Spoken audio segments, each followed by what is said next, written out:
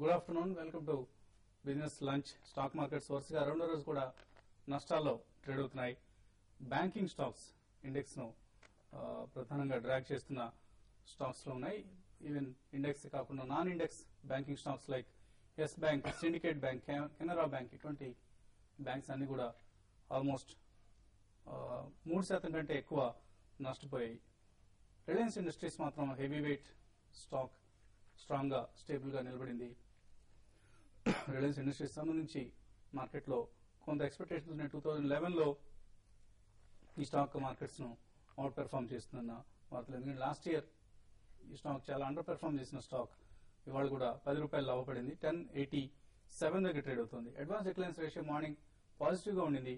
ప్రస్తుతం మాత్రం ప్రతి 2 డిక్లైన్స్ కు ఒక స్టాక్ మాత్రం అడ్వాన్స్ లిస్ట్ లో ఉంది. బజింగ్ యాక్టివిటీ కొనసాగుతున్న స్టాక్స్ లో మార్నింగ్ L&T తన కంపెనీని స్ప్లిట్ చేస్తుంది. 9 యూనిట్లుగా విభజించి విడివిడిగా లిస్ట్ చేయాలనుకుంటుందన్న వార్తలతో మార్నింగ్ పాజిటివ్ గా ఉంది. బట్ ఇప్పుడు మాత్రం ఆల్మోస్ట్ 2% నష్టంతో ట్రేడ్ అవుతుంది. ₹31 నష్టంతో ట్రేడ్ అవుతుంది ఈ stock. So mid and small caps లో స్మృతి ఆర్గానిక్స్, నాట్కో ఫార్మా, నెల్ కాస్ట్, జిందాల్ సా, డీక్యూ ఎంటర్టైన్మెంట్, రామ్కో సిస్టమ్స్ ఇటువంటి న్యూస్ డ్రివెన్ యాక్టివిటీ స్టాక్స్ లో కనిపిస్తోంది. ఐటీ స్టాక్స్ లో ఇన్ఫోసిస్, టీసీఎస్ నష్టాల్లో ఉన్నాయి. అయితే హెచ్సిఎల్ టెక్నాలజీస్ బ్రోకింగ్ కంపెనీల అప్గ్రేడ్ వార్తలతో హెచ్సిఎల్ టెక్నాలజీస్ ప్రాఫిట్స్ లో ఉంది. ఆల్మోస్ట్ మోర్ దాన్ 2.5% లాభంతో ట్రేడ్ అవుతుంది స్టాక్. ఫెర్టిలైజర్ స్టాక్స్ ఫ్లాట్ గా కొంత పాజిటివ్ బయాస్ తో ట్రేడ్ అవుతున్నాయి. యూరియా ప్రైస్ పాలసీని ఇవాళ అనౌన్స్ చేస్తారు. గ్రూప్ ఆఫ్ మినిస్టర్స్ మీటింగ్ జరుగుతుందన్న వార్తలతో సో టన్నుకు ₹350 అడిషనల్ సబ్సిడీని యూరోపే ఇస్తారన్న వార్తలు. అలాగే యూరియా ఎంఆర్పీని సుమారుగా 3% పెంచుతారు. ఇటువంటి వార్తలన్నీ కూడా Chambal Fertilisers, National Fertilisers, NFCL ఈ స్టాక్స్ లో కొంత స్వల్ప లాభాలకు కారణమవుతుంది. నిన్న కూడా ఫెర్టిలైజర్ స్టాక్స్ వరుసగా లాభపడటం గమనించాం. సో మార్కెట్స్ ట్రెండ్ పై మాట్లాడేందుకు అనలిస్ట్ కుటుంబరావు గారు అలాగే శేషు గారు సిద్ధంగా ఉన్నారు. సో నిఫ్టీ 6100 మార్కు పైన నిలదొక్కునే ప్రయత్నం చేస్తుంది. మరింత తగ్గే అవకాశాలు ఉన్నాయి. ఒకటండి, ఎప్పుడైతే 6140 కిందకు వచ్చిందో డెఫినెట్లీ 6060 టు 6080 బ్యాండ్ లోకి రావడం అనే పాసిబిలిటీ డిస్టింక్ట్ అయింది అనమాట. అయితే క్లియర్ గా వాళ్ళ మార్నింగ్ నుంచి చూస్తే కనుక మార్నింగ్ వీక్నెస్ ఏదైతే జనరేట్ అయిందో అక్కడే రేంజ్ బౌండ్ అవుతోంది. ఎందుకంటే నిఫ్టీ ఫ్యూచర్స్ 6140 కిందకు వచ్చిన తర్వాత 6140 క్రాస్ అవ్వలేకపోతున్నాయి. అండ్ నిఫ్టీ స్పాట్ కూడా 6100 కి రౌండ్ అబౌట్ గా కాస్త సపోర్ట్ తీసుకుని అక్కడ నిలబడటానికి ట్రై చేస్తుంది.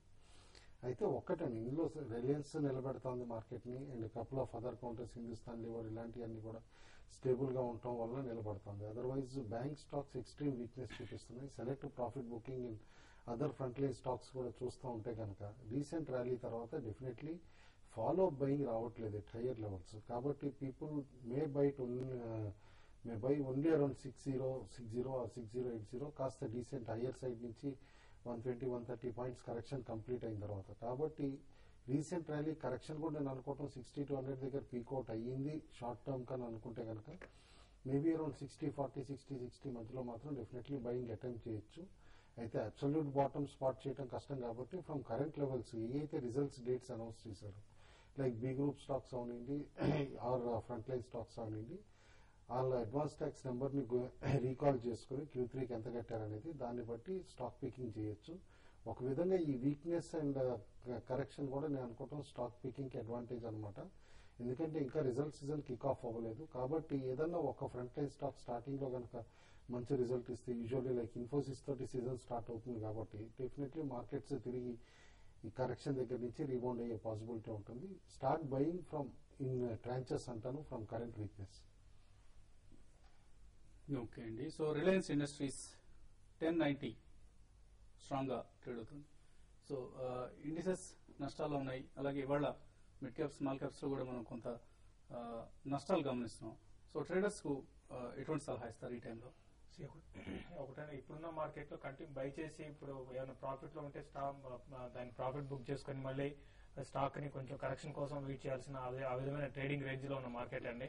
ఒక 200 పాయింట్స్ నిఫ్టీ పెరిగితే అక్కడ అమ్మేసి మళ్ళీ కొంత 100 పాయింట్స్ డౌన్ అయినప్పుడు మళ్ళీ అక్కడ బై చేసుకుని ఈ విధంగా ఉన్న మార్కెట్. ఇప్పుడు నేను అనుకోవడం కూడా మార్కెట్ అయితే కొంత కరెక్షన్ ఆల్రెడీ హై నుంచి చూస్తే నిన్న ఈ రోజు కలిపి ఒక 50-60 పాయింట్స్ దాకా నిఫ్టీ కరెక్ట్ అయింది. ఎక్కడి నుంచి ఇంకా ఒక 50 నుంచి 60 పాయింట్స్ దాకా నిఫ్టీ కరెక్ట్ అవడానికి అవకాశం ఉంది. 6050 ఆ లెవెల్లో నిఫ్టీకి చాలా చాలా చాలా స్ట్రాంగ్ సపోర్ట్ ఉంది.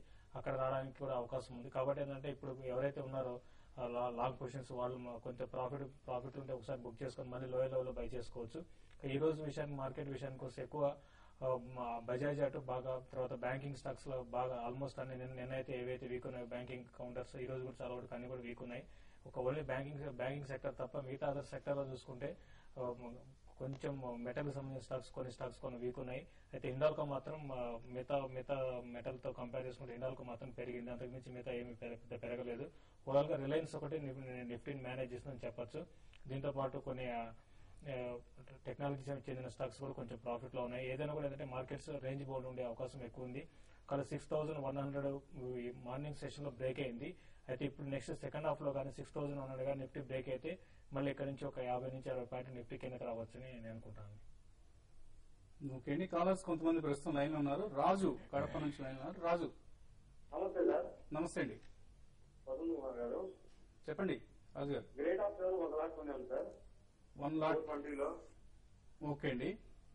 అది తర్వాత A to Z షేర్స్ 327 కొన్నాం సార్ 500 షేర్స్. అది కొద్దిగా చెప్తారా సార్? ఓకే అండి.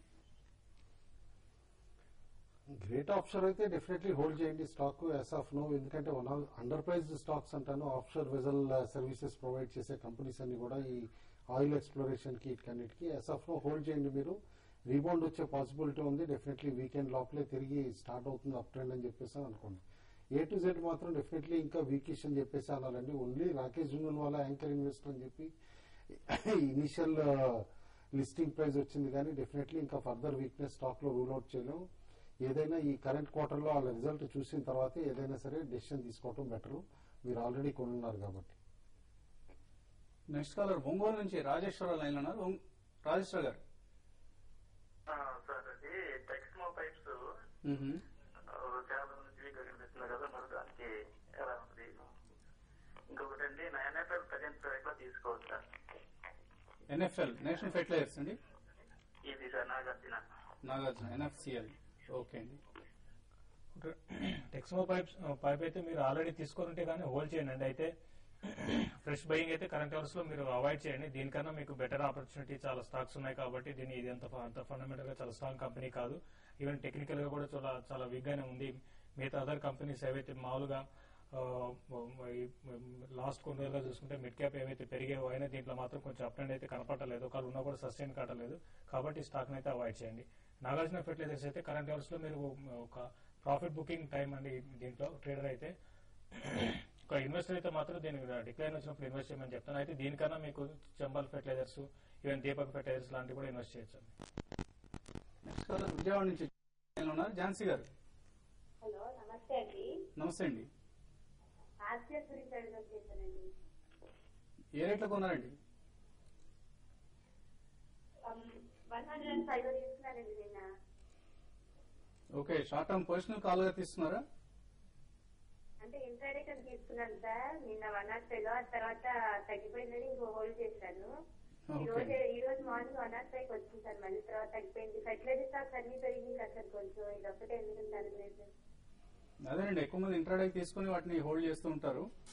RCF one of the better fertiliser stock అండి. మీరు ఇలాంటి కాల్స్ మాత్రం అన్లెస్ షార్ప్ డిక్లైన్ వచ్చినప్పుడు స్టాక్ కొని ఇటు పొజిషన్ 3 to 4 days వెయిట్ చేసి ప్రాఫిట్ బుక్ చేసుకోవాలి. కానీ ఒక రోజు ఇంట్రాడే కోసం మార్నింగ్ కాల్ ఇవాళ న్యూస్ ఉంది ఫెర్టిలైజర్ స్టాక్స్ మొమెంటం ఉందని చెప్పేసి కొంటే స్టాప్ లాస్ పెట్టుకోవాలి, ఎగ్జిట్ అయిపోవాలి. అంతేగాని మీరు పొజిషన్ క్యారీ చేశారనుకోండి, న్యూస్ వర్కౌట్ కాకపోతే అది ఇప్పుడు 195, 96 అట్లా లెవెల్స్కి వస్తే you will continue to hold and money కూడా బ్లాక్ అయ్యే పాసిబిలిటీ ఉంటుంది. ఎందుకంటే మీరు when you have not done homework and strictly ఇంట్రాడేకి తీసుకుంటే ఇంట్రాడేకే ఎగ్జిక్యూట్ చేయాలి ట్రేడ్. అది ఒక్కటి గుర్తుంచుకోండి.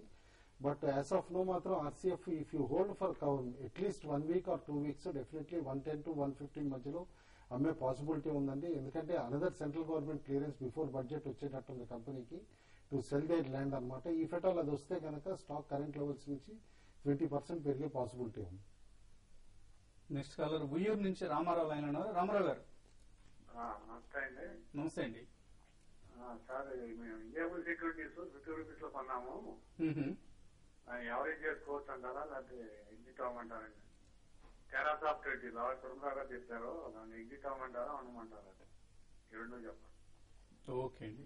టెరాసాఫ్ట్ అప్పుడు మనం చెప్పిన తర్వాత టార్గెట్ కూడా వచ్చిందండి, 65 దాకా అటెంప్ట్ చేసి ఆ తర్వాతే స్టాక్ కరెక్ట్ అయింది. అండ్ రీసెంట్లీ వాళ్ళకి యూనిక్ ఐడి ప్రాజెక్ట్ నుంచి ఆర్డర్ టైర్ 2 సప్లయర్ గా ఆర్డర్ రావడం కూడా మనం చూసాం. కరెంట్ లెవెల్స్ లో మాత్రం డెఫినెట్లీ ఫ్రెష్ బయింగ్ కూడా చేయొచ్చండి. 46, 49 బ్యాండ్ లో బాగా కన్సాలిడేట్ అవుతుంది స్టాక్ అనమాట ఎట్ కరెంట్ లెవెల్స్. ఎందుకంటే Q3 రిజల్ట్ పాజిటివ్ గా రావచ్చు అండ్ మోరోవర్ ఆర్డర్ బుక్ పెరుగుతుంది కాబట్టి స్టాక్ తిరిగి 75 to 80 లెవెల్స్ నెక్స్ట్ 6 months లో వచ్చే పాసిబిలిటీ ఉంది.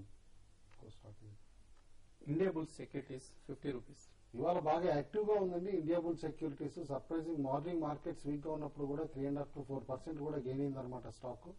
బట్ యాజ్ ఆఫ్ నౌ మాత్రం ఈ ర్యాలీని యూజ్ చేసుకుని ఎగ్జిట్ అవడానికే ప్రిఫర్ చేయండి ఈ స్టాక్ లో, అంతేగాని యావరేజింగ్ అనేది మాత్రం చూడొద్దండి. ఓకే అండి. ఇప్పుడు ఒక చిన్న బ్రేక్ తీసుకున్నాం.